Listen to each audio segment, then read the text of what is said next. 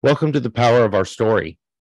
We are a place of safety for our protectors to process the journey together with others that get it. We are building a tribe in the gap where we are losing our protectors to hopelessness and suicide. We do this by storytelling, as our stories connect us. You can reach out to us at the power of our story and meet our amazing community that cares about you and understand. Please don't spend years suffering in silence. Welcome, everyone. I'd like to introduce tonight's guest, Dr. Mark Robertson.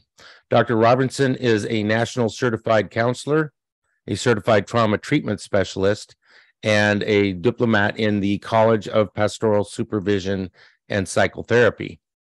Before military medical retirement, he was a board certified chaplain.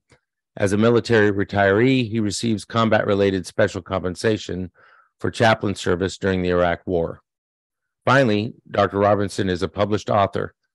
His book, Emergency Room Chaplain, Crisis Response and Clinical Care for First Responders and Combat Veterans.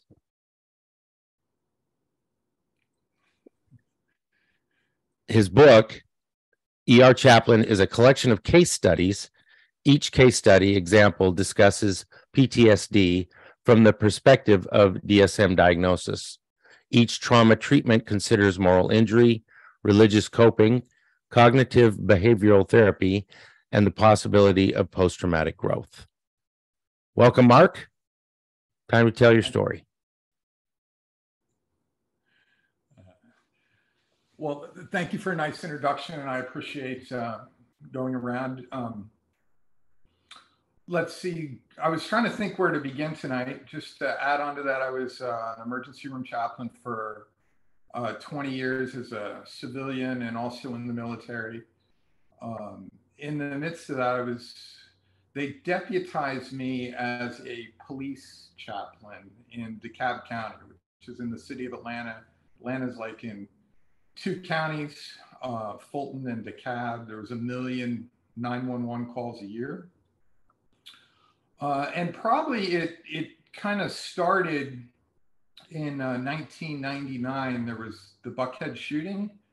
If you remember, Mark Burton was a day trader. He traded away, he murdered his family in Alabama and then took the insurance money and traded away in Atlanta. And when he was out of money, he came in and shot 26 people. He killed 13 of those people, and the 13 were wounded, came to the emergency room. Before that, that was my first year as an emergency room chaplain. Paramedics and firefighters, when they drop off at trauma, a lot of times the chaplain is at the head of the trauma bay. They were given a warm handoff to the trauma team in the emergency room. And then paramedics have 10 minutes to restock the ambulance, clean the backboard off on the ambulance ramp before they have to be out on the street. And I would say, I would spend that time counseling the paramedics there during that turnaround time. One of the things that's unique about chaplaincy is your chaplain, you get access to people in a closed community. A pastor, anyone can walk into a church. And a church would be an open community, but a chaplain, there's, prison chaplains, hospital chaplains, military chaplains, and you just can't walk off the street and walk onto a military base or walk into a jail or walk into a hospital, start going bed to bed. So you get access, and using that time, the subtitle of the book is Crisis Response and Clinical Care for First Responders and Combat Veterans. In the Buckhead shooting, generally a paramedic or a firefighter will not go into an emergency situation unless the crime scene is secure. It took 24 hours to apprehend Mark Burton, and when he was fleeing the scene in the Buckhead, he actually killed an off-duty police officer, or excuse me, an off-duty FBI agent. So after they rescued all the victims, they learned after the fact that the crime scene wasn't secure when they went in. And, you know, a paramedic, there was no fire cover, they weren't armed. After that, there was, that was interpreted as kind of a betrayal by leadership, which should be classified as a moral injury. There was a lot of turnover in the ambulance department there, calling out sick. And I was tasked with the aftercare with that. And one of the things about a chaplain is they're not a mandatory reporter.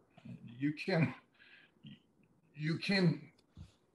have 100% confidentiality with no mandatory report, and just use that time on the ambulance ramp or going out debriefing the paramedics and stuff. And then that parlayed when I got deployed to the Iraq War, that kind of same work at Grady Hospital kind of continued in the military.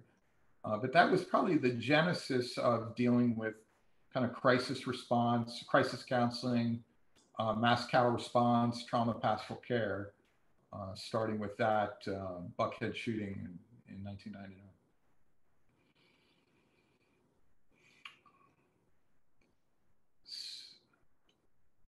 So what's the expectation? I should keep telling my stories, or are there going to be questions, or Both. Okay. Yeah, tell your story as long as you like, and then we open it up to questions. So, well, the Air Force really liked that training. So I had three deployments with combat casualty care and mortuary duties. It was interesting. I was on LinkedIn and posted some of the things from the book, and I got 2 emails from General Petraeus, and I just said I was an emergency room chaplain in Iraq under your command, and actually General Petraeus responded, and we had a brief exchange. And what I was pastoring the route clearance teams, so no one in the war plan thought that a truck driver would be the tip of the spear in the next war. And it was General Petraeus that talked about the surge. We were going to surge in Iraq. And these route clearance troops had already been in country for 12 months. They had mailed their stuff home. And they just told that their combat deployment was being extended another 6 months. So they were going to be 18 months. We're the first generation of soldiers in a post-gunpowder age where body armor works. You know, gunpowder put an end to that body armor until Kevlar. So what that means is we have a lot of soldiers surviving penetrated trauma because, you know, the body armor works, but they were still getting the concuss of the blast. And there was a lot of masking symptoms. You know, no one really wants to go through a concussion protocol, like in the Super Bowl or Muhammad Ali when you're boxing and stuff. That's kind of their Super Bowl. And to be counseling those soldiers on route clearance teams, a lot of them have been blown up more than 20 times. And I've done a lot of nursing home ministry in my past. You know, it's one thing to talk to, you know, someone in their 80s or 90s that have dementia, but some of these soldiers, I can remember I gave this soldier a phone card and he kept coming back, getting another phone card, getting another phone card. And I was busy with some other things and I was just handing out the phone card. And it turned out he was asking for so many phone cards because he didn't remember calling home. And then there was just a lot of different stories like that pastoring those route clearance soldiers. You know, they didn't have to become a psychiatric casualty. One of the things I was mindful of is that in World War II, if a soldier was on the front lines for more than 45 days, there was a 50% chance that they were a psychiatric casualty. One of the things that was interesting, we were probably doing 5 psychiatric casualties a day. And if you think about what those soldiers are going through, right? So they're fighting at night because we have the night vision goggles. During the day, they're sleeping in a Hummer with the windows rolled up, and you know it's cooking. It's 100 10-degree heat. They're in full uniform, body armor. You can't roll the window down because that wouldn't work. There's no air conditioning in these things. And you can imagine going a little stir crazy, and people would need 3 hots and a cot. A lot of times they were being evaluated in the middle of the day by military mental health. Instead, at night on their normal sleep cycle. There was a lot of other things that were going on in it. One of the things in Atlanta, I was a police chaplain when Sid Dorsey, who was the lame duck sheriff, assassinated Derwin Brown. Derwin Brown was an Atlanta City police captain that ran for sheriff, was going to clean up the corruption in the jail. He won that election, was coming back from sheriff's school. It was his birthday. And there was a surprise birthday party, and he was assassinated. He was shot 11 times in his driveway. It took this was national news. It took 11 months to find out who did it. And you can imagine, how disturbed everyone happened that happened. I can remember walking with a lot of police during that time. So I guess that, the Lord has, being a chaplain, I think you have the honor to be with people during the best of times and the worst of times. There's a lot of good times too. People, how do you give a good referral to chaplaincy? A lot of times I spent a lot of time teaching that. And I would tell commanders, let me have your distracted airman. A distracted airman is dangerous. You're more likely to have an accidental discharge with a weapon, a dirty needle stick, run a stop sign. And most anyone can recognize someone who's distracted. You can be distracted by, good and bad things. You can be in love. Well, chaplains do weddings and premarital counseling. A baby, you could be distracted that a baby's coming. There's infant dedications, there's baptisms. You could have gotten a promotion, but there's those, and you're distracted, or you're just going home from deployment. Give us an opportunity to talk to your distracted people. Of course, you can be distracted by death, disease, or some kind of tragedy. And that seemed to communicate. So you just have this privilege of walking people during the best times and worst times. And hopefully in the Bible, there's a word called parakaleo. Para means alongside, like a paramedic works alongside a doctor. And if you just have an opportunity as a chaplain to come alongside individuals, I used to think when I first started ministry that the worst thing in the world would be meaningless suffering, and my opinions changed on that. And a lot of it's to be abandoning your suffering, and that's one good thing about a chaplain, is that you can be there during the best of times and worst times. What the result that came out of the Buckhead shooting and the after action report, after spending some time with the firefighters and the paramedics, we decided to train CISM teams. Now, this is before 9/11. It wasn't a JCO requirement to have standing CISM teams. And so we found the best configuration of a critical incident stress debriefing team was to have a chaplain, a social worker, a clinical psychologist, but it was raising up those peer professionals.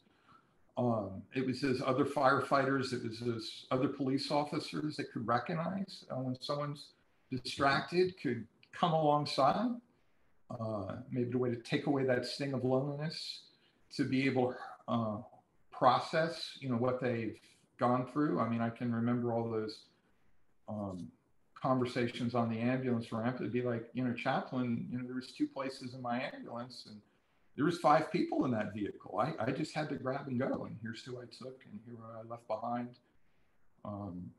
Probably some other things that I was mobilized after the 9/11 attacks. I probably debriefed 50 returning rescue workers from ground zero, and they had worked 2 weeks. They were medical folks. It was search and recovery at that time, and just dealing with some of the cognitive dissidents. They're like, chaplain, they're asking me to find a survivor. You know, I can't find a phone. I can't find a desk. You know, I mean, all the phones were pulverized. I mean, how many phones and desks were in the Twin Towers when those planes hit? And an on-scene commander came to me. It was like, you know, chaplain, I can't wash my boots. And I was confused by that. What do you mean you can't?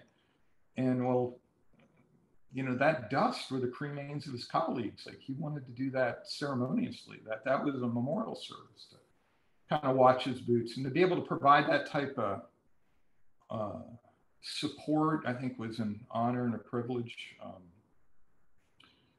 The other experiences, there's probably about 900 gunshot wounds a year in Atlanta.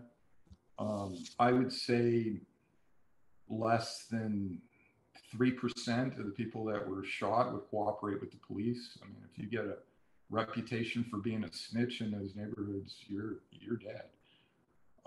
And they would have to come in and, you know, secure the crime scene, you know, deal with evidence collection, spend a lot of time with law enforcement, kind of being a ministry of presence there and proclamation. On the other side, I'd have to help with the families. The Buckhead shooting was in, you know, 1999. In 2005, one of the convicts escaped, killed a judge, killed a security guard, killed Officer Teasley, Judge Barnes. Took 24 hours to apprehend that perpetrator. And during that time, because we had 6 years of process improvement from the Buckhead shooting, is we had 3 different, critical incident stress debriefings. We had built that community. We had built that tribe in that 6-year period, and you just had a much better outcome from that. That was probably my last thing as a civilian, was doing the funeral for Teasley. At that time in 2005, that was, I think, one of the larger manhunts in history, and it was one of the larger police funerals. And then I got active duty orders, went in the Air Force, probably spent 7 years, either deployed for part or all the year. Those were some pretty busy years. I started to run out of gas, and I didn't know why, and was masking a lot of symptoms. I didn't know why I was losing all my energy. My fingers and toes and legs were tingling for 2 years. That was from B12 anemia for some reason. I started to reach out for help, and they started to throw a lot of medication in my direction. I was resistant to that. At Grady Hospital in Atlanta, we had the second busiest psych ward in the country with 1,400 psychiatric admits a month. I'd seen a lot of adverse reactions from medication. I had seen, I think medication is more and more medication management is kind of replacing some talk therapy. And I was resistant to that. Being resistant to something like that in the military, a non-compliant patient, you get chopped and you're under a doctor's care. Well, that's a senior ranking officer now. So to be non-compliant, you're disobeying a direct order, the failure to go. There's a lot of trouble you can get. And it turned out I was in mitral valve failure. I think before you give a mental health diagnosis, you should make sure someone gets a physical. When they put a stethoscope on my chest, half of my blood was going backwards. No one suspected that. I always had good exercise tolerance. And, I was, rushed to surgery. I, cracked my chest, stopped my heart, took it out like a car engine, fixed it, put it back in, restarted it. And then I was in a position where I was kind of too weak to work, but strong enough to study. So I went back to school and got a doctorate and put all those clinical counseling credentials,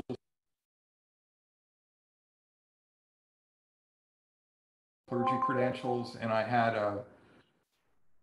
just a lot of luxury to do a lot of the evidence-based research, to do the archival research. I've had 20 years of writing up case studies.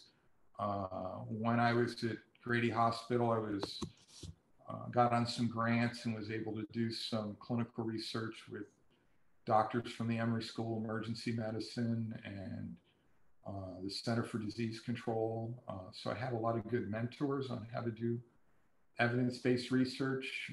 I think a lot of the gaps, being an emergency room chaplain, the chaplain is, you're there at the impact phase of crisis and trauma, and you're counseling people before they're medically cleared. Where a clinical psychologist, a lot of times you're counseling someone after they medically cleared. Someone that, say, had a suicide attempt, they have to be medically cleared. They're not going to be drinking charcoal in a clinical counselor's office, nor would they be getting stitched up or anything from any deliberate self-harm. Chaplain is to be able to be within that, be a counselor in that 30-day pre-diagnostic window for PTSD. To get a PTSD diagnosis, you have to have the symptoms of intrusion, avoidance, and hypervigilance for 30 plus days. I think there's a lot that can be done in that pre-diagnostic 30-day window. And I didn't know it at the time, but I was getting that experience after the Buckhead shooting. I was getting that type of counseling, or had that type of access every day in the emergency room after the Fulton County shooting, during, the different battles in Iraq. And then I just was in a place where I was able to write and reflect on that. Because I was medically retired, I had a pension. I could go back to school. My educational loans were forgiven. And I still, I am, I'm still finding ways to serve.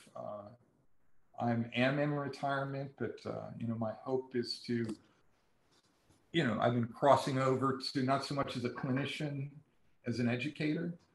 I'm standing up a consulting company where I think one of the things about clergy and clinical counselors, they work a lot of the same cases, but a lot of times when they work, they're working the same case, but separately. Where my functional expertise was the death casualty notification. How a death casualty notification is done is different in the hospital. If you die under the care of a physician, that bad news would be delivered to the legal next of kin, the attending physician, a medical social worker, and a chaplain. In active duty, it's going to be the commander of the unit that the soldier was a casualty, in the area code of the legal next of kin, plus a clinical psychologist, plus a chaplain, plus a driver. If you die outside the hospital and you're not under a doctor's care, the death casualty notification will be done by law enforcement. So you've got a coroner, a medical examiner, a homicide detective, and the chaplain. And I've been able to counsel and minister in all three of those contexts, stateside and while deployed, which I think is unique. And that's one place where the clinician and the chaplain work together, work simultaneously at that death casualty notification. And if we can get that right, I think it'll improve our clinical path of our interdisciplinary care after the impact phase. It also will help us care for others. So in this consulting company, the way I'm envisioning for it, it takes a lot of training to give a compassionate death casualty notification in a way that there's post-traumatic growth instead of post-traumatic stress. I think every organization has protocols for that. I think the protocols should be audited and improved with best practices. And then the care for the caregiver. There's a lot of aftercare that goes after something like that. As a civilian, I got a lot of opportunity to do that. We trained the Emory School emergency medicine residents on how to give a good death casualty notification, and the qualitative difference after the training was so good that that pilot program was expanded to the neurosurgical residents, and then got to spend a lot of time doing helping the commander deliver that kind of bad news. You know, the Secretary of the Air Force regrets to inform you that's how the letter begins. You know, as I've done that, working in the hospital or on active duty, I would like to stand up a consulting company where I would hopefully receive opportunities to care for caregivers in that way. So those are some of the things, some of my, I guess, experiences, some of my hopes and dreams. Open to any questions or whatever you would want to do after, or however you would like to gauge and proceed. I would just like to continue the conversation. I see this as a kickoff. There's a lot of experience here. I'd like to be able to learn from one another. And so we can, you know, I like what they say in AA, share our experience, strength, and hope together. If we can share our experience, strength, and hope together, I think we've had a good day. Thank you, Mark. That's great. There's a lot of things that you've gone over that that interest me as a relatively new chaplain. I will have been a chaplain for 1 year next month, and so I'm still learning a lot. You know, one of the things that every single police officer, paramedic, and firefighter that I've talked to in this area, not a single one of them has had any sort of formal death casualty notification training. Not one. And I think that's sorely lacking. You know, when you are approaching someone to give them the worst news that they have ever had with absolutely no time to prepare for it, you need to know what you're doing, because you can do a lot of damage. So we're going to open this. Oh, go ahead, Mark. No, I didn't. Oh, okay. All right. We're going to open it up to questions. So, Terry. Mark, I have two questions. First of all, you've obviously witnessed and experienced a lot. What prompted you to go in this direction as far as working as a chaplain and everything else? And then my second question is, what are you doing for your own self-care, especially where you've witnessed a lot and you've been involved in a lot? So my grandfather was a World War II vet. He was Army Air Corps, and was a medic in Europe. When the soldiers returned, they had 10 years to use their GI Bill. And in 1955, the last year my grandfather could use his GI Bill, he went to embalming school and became a funeral director. My family's from Huntington, West Virginia. My grandfather's an alumni of Marshall University. So's my mother, and so's my father. You may have seen the movie We Are Marshall in 1971. There was an airplane crash that killed the entire football team. 75 people were killed, coaches, players, cheerleaders, athletic trainers. My grandfather responded to that. He responded to the crash site. He embalmed a lot of the bodies. He officiated the funerals. I grew up with that story. My grandfather never talked about it. but how he dealt with that is he became probably the best Marshall football fan. And it was interesting. In college, he was actually a cheerleader. He was a male cheerleader before this, when he was in bombing school. And he took that male cheerleader after the fact. And when they won the national championship 20 years later, there's a blockbuster, a Hollywood movie, We Are Marshall, with Matthew McConaughey was the coach.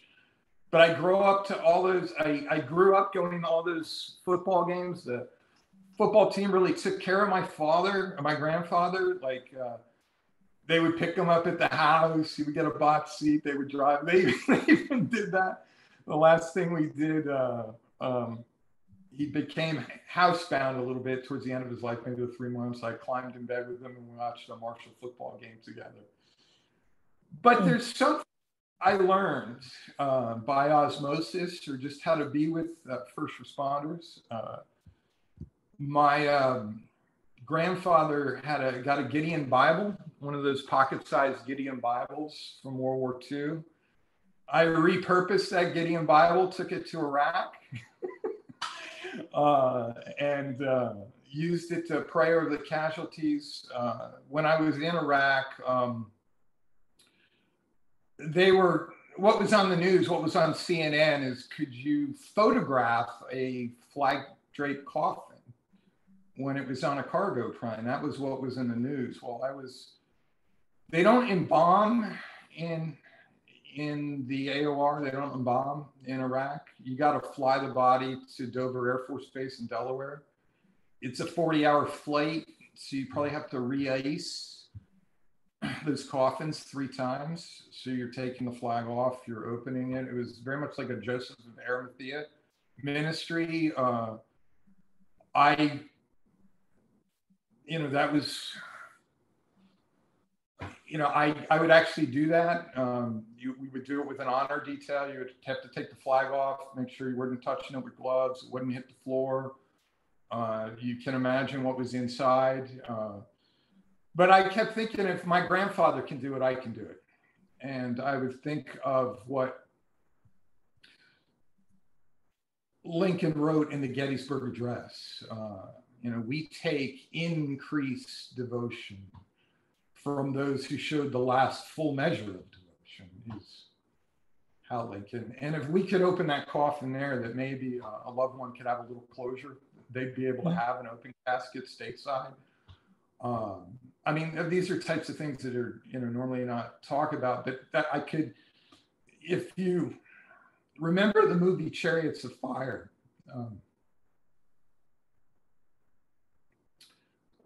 his plan, Richard, was to be a missionary with his sister, and he was training for the Olympics so much that his sister was worried that he was going to miss his calling or something. And he's like, I'm going to serve God, but God made me fast. And when I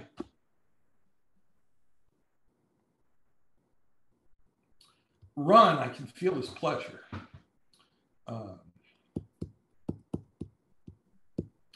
And I guess there was something with my grandfather when, been asked to do that type of work, I could feel his pleasure. And and that's one thing when there is a death, there's a challenge. Your physical relationship with that person becomes spiritual. My grandfather died in 2002, so actually died in 2004, the year before my first employment. But there's something about my grandfather. I think it's the presence of my grandfather that equipped me in a lot of ways. Thank you for sharing that. Now, I can tell you had a hard time sharing that with us, and I really appreciate that. So on that, what are you doing for your own self-care? Well, I have a federal service dog. And actually, a federal service dog only has one job, and you're not actually allowed to ask someone what their job is or what the dog is for. I've had open heart surgery. I live right on the Florida Trail, and I have a German short-haired pointer. And my cardiologist doesn't want me to take naps in the afternoon. I need to stay active to keep the heart capacity that I have, and he needs about 2 hours of running in the woods. I love it. So you know, and then, I mean, in Florida here, I'm in the Panhandle. I mean, the dog days of summer are like, you know, 8 months out of the year. We hike the creeks, cleared a lot of creeks that are needy. But I think, you know, my dog helps me a lot. My wife, I dedicated the book to my wife. I think a lot of times she's retired Air Force, 22 years active duty. She was a medic as well. I think a lot of times the care or the cure for stuff like this is the care. I would say the typical story that you hear from a soldier is I deployed. When I deployed, I encountered horror. When I came back from that horror, I was a crazy person. I would still be a crazy person if this person didn't love me. And it's marriage or a friendship that provided the companionship and the emotionally corrective experience.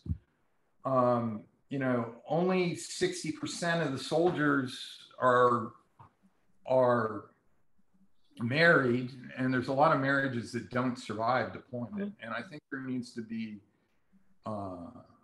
you know, more attention to what's the intervention for a single soldier or a soldier where their marriage doesn't survive something like that. I mean, basically my job as an emergency room chaplain was to talk to 50 people a day on the worst day of their life. And that will redefine the meaning of a bad day. There's, you know, a lot of things you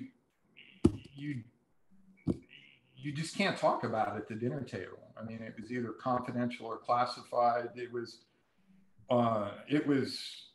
you know, hard in Atlanta. I mean, in the sense that almost everything in the emergency room was on TV. You had CNN and all that stuff. It was hard to find care in the sense that I felt like sometimes I was getting a rubbernecker kind of counselor. They wanted to know what it was like, you know, like they're slowing down to hear this train wreck. What I did is I always had a standing counseling appointment every 2 weeks. I wanted to avoid problems. If I was going to get advice or counsel, I wanted to make sure that they knew me and I knew them. Mm-hmm. I kind of viewed it as kind of taking out the garbage or something.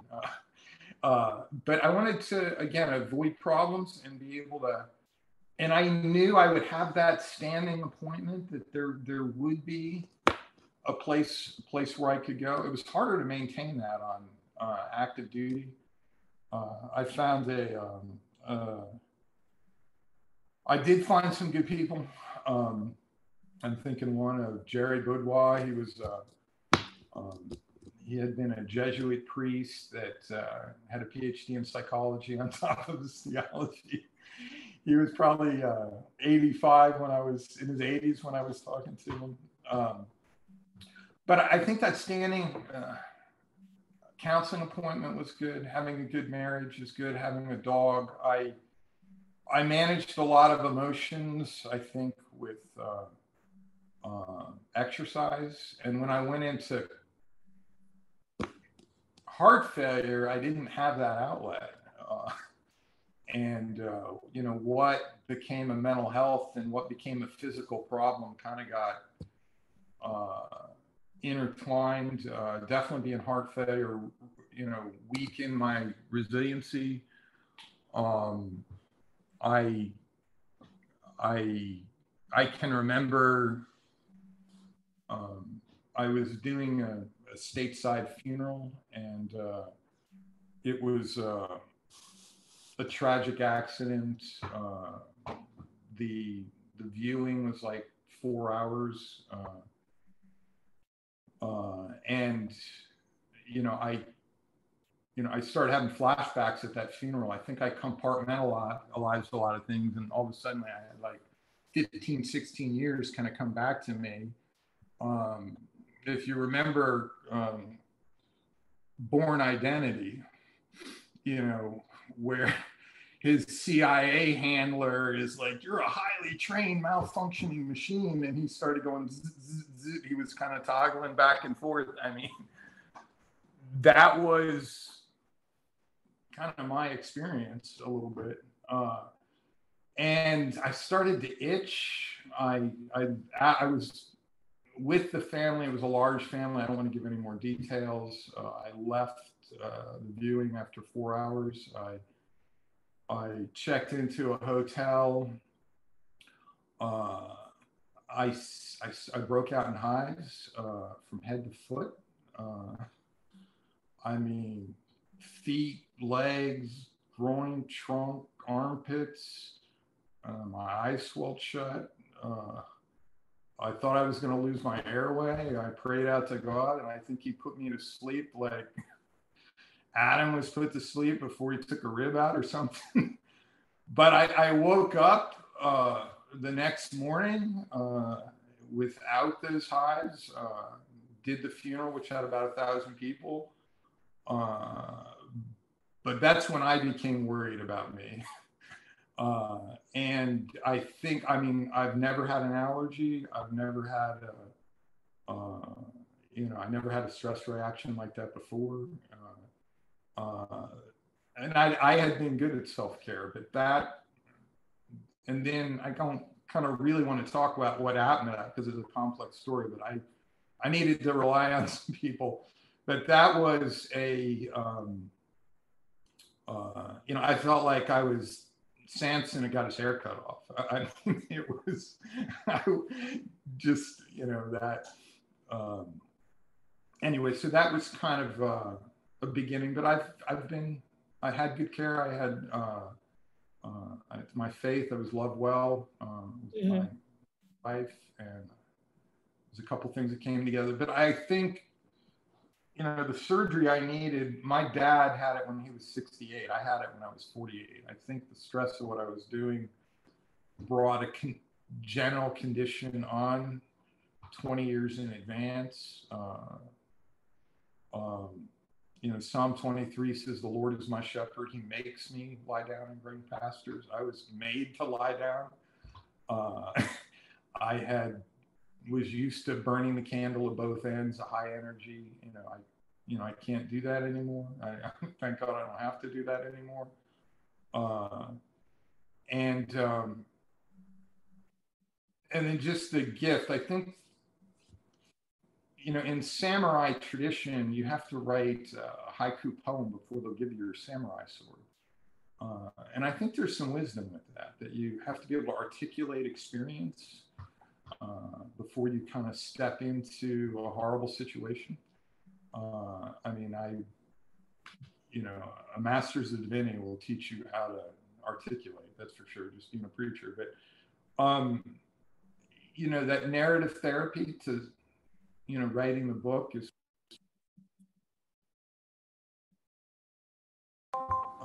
the thing about narrative therapy is cognitive processing therapy is you put together a trauma timeline, you have a victim impact statement, and then after you get that down, you can get over stuck points. It can be traumatizing to retell a traumatic story. Occasionally you get hooked, like you saw when I was talking about my grandfather and the Marshall plane crash. There's something about writing it down. Something endless and amorphous all of a sudden is not endless or amorphous. There's a beginning, middle, and end. It's right here. You can kind of pick it up and, move it over, put it down. It kind of gives you a little control over it. And it makes something that felt infinite, finite, a little more manageable. And then if you can kind of pay it forward, I feel, someone asked me before, I can remember I went to a conference about this, and we weren't allowed to talk to people in the room, and we just had to write something on a piece of paper that described us. And I can remember I said, I have horror stories and I have hero stories. that was and then I started to process that. I mean, we're the first generation. The TV generation is where you can see tragedy, suffering, and sorrow and not respond to it. I mean, before the TV, if you saw, so you could always stop and help. Now we're bombarded with all these images and you can't react. I think that does something to the soul. I think that does something to the psyche. I draw a lot of inspiration from Mother Teresa. The story about Mother Teresa is that a journalist came to her in Calcutta and says, "Mother, what are you doing? You can't solve all the world's problems." And she says, "You're right. I can't solve all the world's problems, but I can subtract from the suffering." And to be in a position where you can act, where you can subtract from the suffering.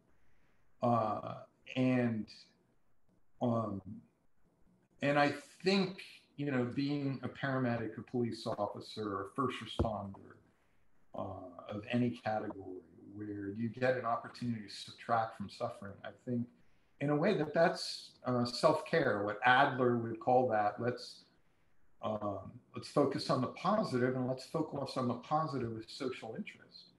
But when you're bombarded with all these images and there's no opportunity to react, I think that can be more detrimental. So part of my self-care is to turn all that stuff off.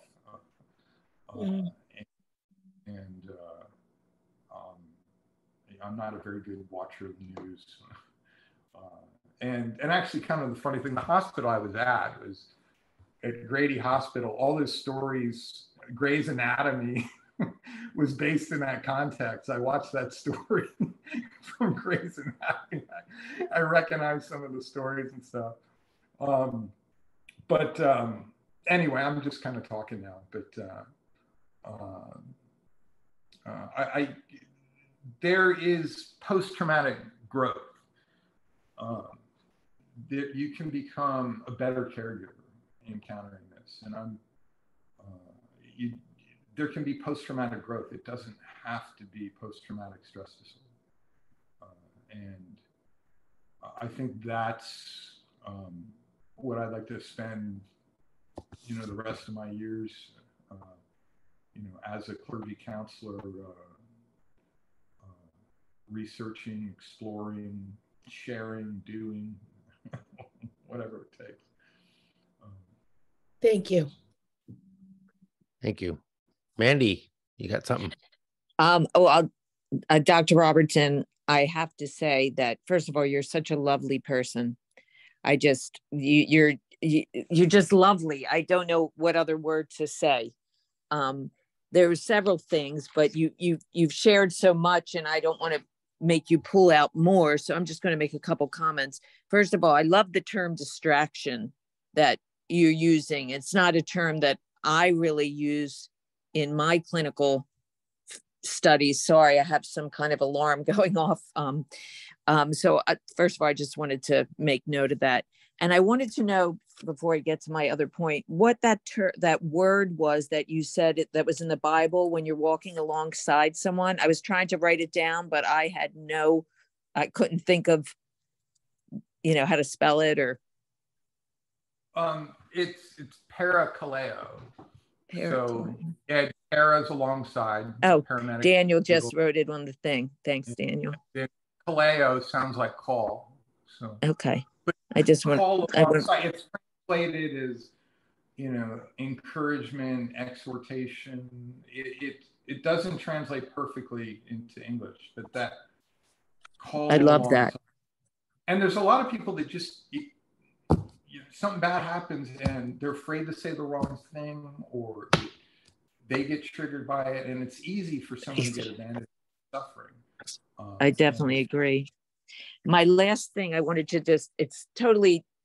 you haven't talked about it in a while in this conversation, but you were saying something about when you first went, and a lot of times when people with medical issues go into the hospital, whether it's someone that's psychotic or maybe is suicidal or is known to be a schizophrenic or whatever, in the ERs and in different hospital type settings, crisis centers, they automatically you know, oh, they're a psych patient, and they don't do, you know, they don't look that there could be some underlying medical condition that is making them this way, and or they get these medical clearances that really aren't medically cleared. And I'm just so glad that you, when with your heart and everything, that you were able to get the care you needed, and they didn't just kind of put you in a, you know, box and say, oh, this guy's, you know, he's nuts, that's all that's going on, and let's move on to the next person. So I appreciate you sharing that about yourself. And one last thing is, you're very fortunate to have worked with Emory University, because they are a phenomenal institution. And yeah, so if you're telling me you've done your research with them, then I'm sure that it is top notch. And I don't always say I'm going to buy a book, but this one I'm probably going to buy because I'm cheap. No, because I just don't want to buy them. But thank you so much. Thank you so much. All right, my turn. Mark, one of the things that's because of my own experience as a firefighter, one of my passions is peer support, because I think that that's really the the boots on the ground that can get another firefighter or a police officer moving in the right direction. There's that trust factor. You're in the circle. And I wanted to know, you talked about in Atlanta, what your experience was with building up the peer support in that area. I've thought about, things like other retired first responders, I think would be, good peer support. But I wanted to know, what your experience was in building up the peer support community. I think, the initial training with psychological first aid was that was kind of the initial equipping. But I think it's that coming alongside to have that visceral knowledge. If you look at the Mitchell model in crisis, in Mitchell model for CISM, he argues that to come in and offer support, you have to be outside the crisis situation, because if you're not, then you're you're a secondary or tertiary victim of that. I don't believe that at all. I think that research is flawed. I think you have no street cred unless you have a visceral knowledge, unless that you've kind of been there. And I think the best place to work is how a disaster is. There's that pre-deployment training, there's the deployment, there's the aftercare. When you're setting up a cordon, there's the hot area. To be positioned in that warm area before teams are going on and when they're coming off. And then just the day-to-day stuff, like there's no family closer than the fire family. I was over a burn unit for 8 years, and if a firefighter gets burned, it's 24/7 duty, and, with a police officer and everything, you're in some intense situations, but they go home. They don't sleep at the police station together. Right? So you got that 24-hour care. In Atlanta, they set up that Ronald McDonald House, which is a lot like, wound care for a burn, is extensive. So the family doesn't have to have a hotel bill on top of the hospital bill. But that breaking bread together when you're just doing life together, and I think that's humanizing. I think if you look at CISM, it came out of the firehouse. You have opportunity to stand down, where in a public hospital, you can't stand down, right? You got 12-hour shifts. The hospital doesn't have the budget to pay overtime of a staff that is experiencing something tense. They can't order that they do it for a nurse getting off. The other half of the hospital, you can't leave the patients unattended. So you can kind of have that peer support a little better. Military can have a stand down. Firefighter, you have that luxury. You can do that in the firehouse, and then you have that holistic where you're working out together, you're cleaning your equipment together, you're sharing meals together. It's in those spaces where I think, a lot of times peer support happens, where I think, an ER doctor, an ER nurse, or a police officer doesn't have the same type of life space to do that. And I think having that visceral knowledge is invaluable. And people agree. No one helps a vet better than a vet. Like, no one's going to deny that. Peer support, I think no one can help a firefighter better than a firefighter. I would extend that. So that's where I would begin. I think it's just a direction. There's a lot of good that can be done, and a lot more that can be learned. Thank you. Oh, I'm with Terry. All right, Michelle, I think we can turn off recording.